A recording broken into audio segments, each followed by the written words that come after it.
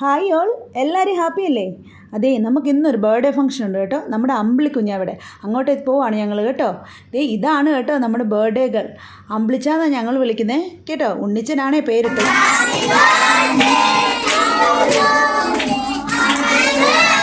ഉണ്ണിച്ചൻ അമ്പിളിക്കുഞ്ഞാവേ എന്ന് വിളിച്ച് ഞങ്ങളെല്ലാവരും ഇപ്പോൾ അമ്പിളിച്ച അമ്പിളിക്കുട്ട അങ്ങനെയാക്കി പേര് മാറ്റിയെടുത്ത്. അമ്പിളിച്ചൻ്റെ മൂന്നാമത്തെ ബർത്ത്ഡേ ആണ് കേട്ടോ. ഡോറാബുജിയാണ് നമ്മുടെ താരം ഇന്നത്തെ.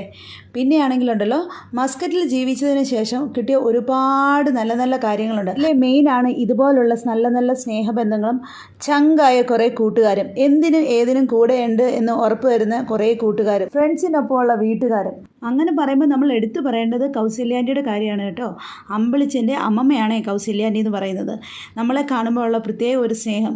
ഇവിടെ വന്ന് ജീവിക്കുമ്പോൾ അങ്ങനെയൊക്കെ നമുക്ക് വേണ്ടി സമയം സ്പെൻഡ് ചെയ്യാൻ ആരാ ഉള്ളത് നമ്മൾ ചിന്തിക്കത്തില്ലേ. അങ്ങനെ നമ്മളോട് ഓരോ കാര്യങ്ങൾ അന്വേഷിക്കുകയും തിരക്കുകയൊക്കെ ചെയ്യുമ്പോൾ നമ്മൾ ഓർക്കും.